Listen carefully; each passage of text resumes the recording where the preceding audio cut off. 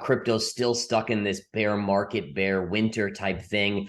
We've obviously since Dubai, we've had the FTX collapse, and that's just, earth shattering. But at the same time, I know this sounds weird, but it's almost like something that I wanted to see happen so that I knew that we were getting close to the end of the bear market. And again, it's not like it's tomorrow or next week, but this is the final, to me, this is the final flush out in crypto that is now starting. So I think that's you always try to look at things on the positive side, at least I do. And I think that's the positive take here, is that it's a horrendous situation, but this should be the final flush out of crypto before it bottoms.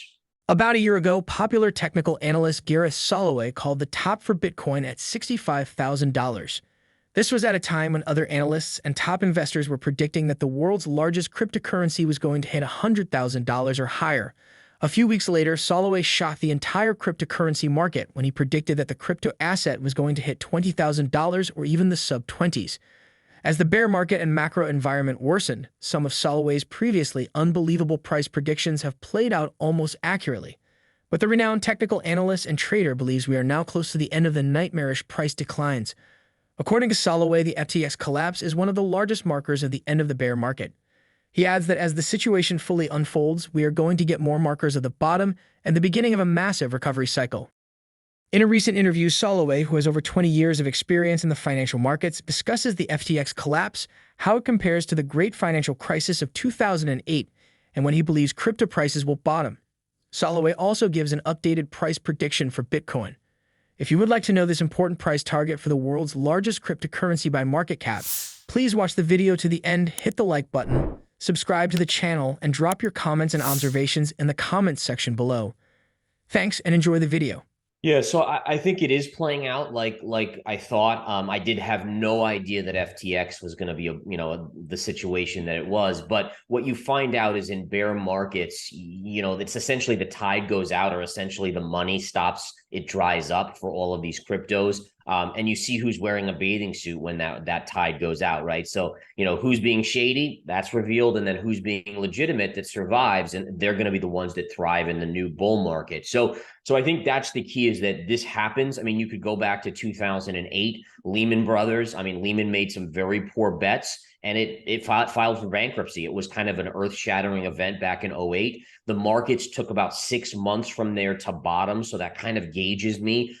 Where I'm saying, okay, I think with 5 or 6 months out from the FTX collapse, you likely reach a bottom in crypto. Now, whether that's 12,000 or 9,000, I'm a little shaky on that, but I do think that's the key. And then if we go back to like the .com collapse, interestingly enough, you had Enron and WorldCom, right? And these were two companies that were doing very shady things with their accounting and their books, and basically fabricating a lot of stuff very similar to FTX. And when the bear market came there, they couldn't hide it anymore. And really, I mean, heck, you could even go back to Bernie Madoff, right? Bernie Madoff was continually, making his investors think they were just having amazing gains. But when the bear market hit, people started to pull their money out. So he couldn't continue the pyramid scheme, essentially. So I think that's kind of where we are. But again, the positive is I think we're 5 to 6 months out from a good official bottom in crypto.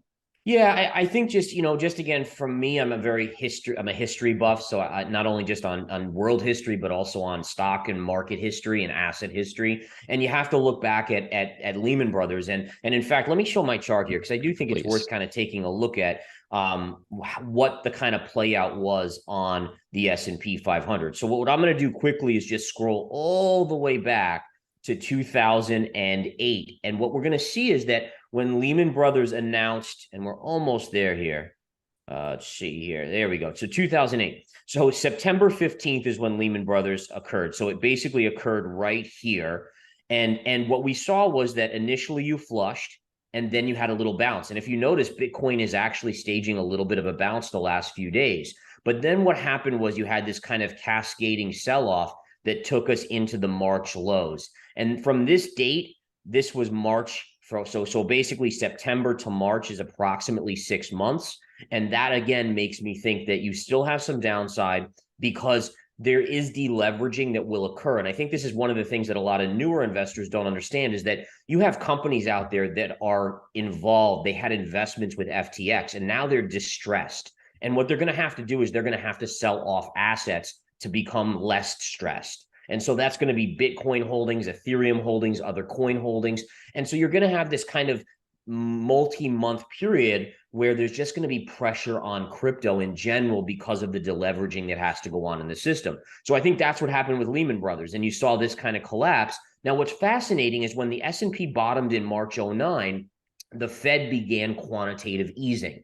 Now, the Fed is not going to do quantitative easing in this scenario, but that's okay because there's something else that will mark the bottom in crypto. And that, for me, is when you get a regulatory framework which creates transparency, right? And again, you could argue whether you think the government will overregulate or not. They probably will slightly, but I think we all have to agree at this point, you have to have protections for regular investors where you can't have these scenarios continue to occur. Terra Luna, Celsius, now obviously FTX.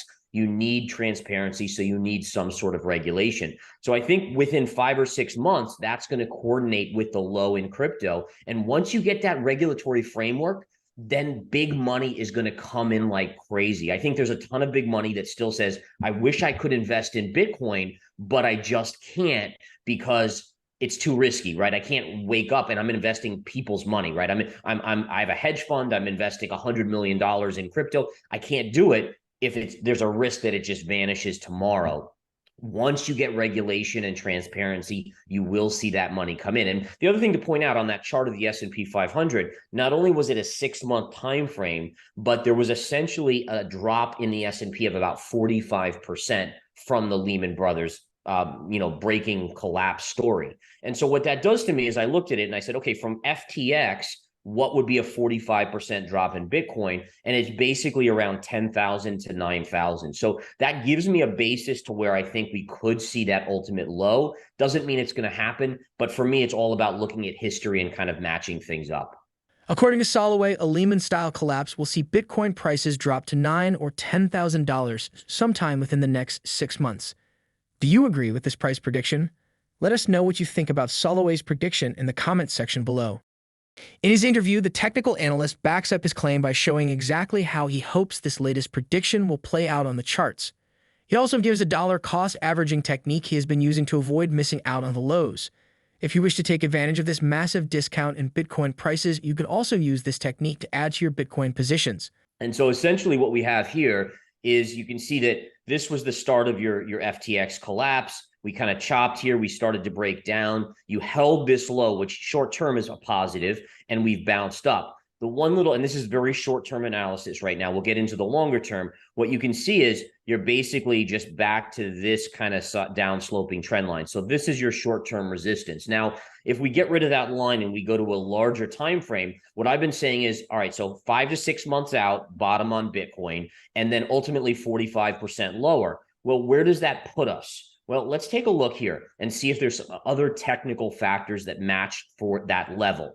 And what you could see is if you go back to 2017, before the run up, the bull market run in late 2017, and you put a trend line here, then connect it through the bear market lows of 2018 and 19, the trend line perfectly matches the COVID lows.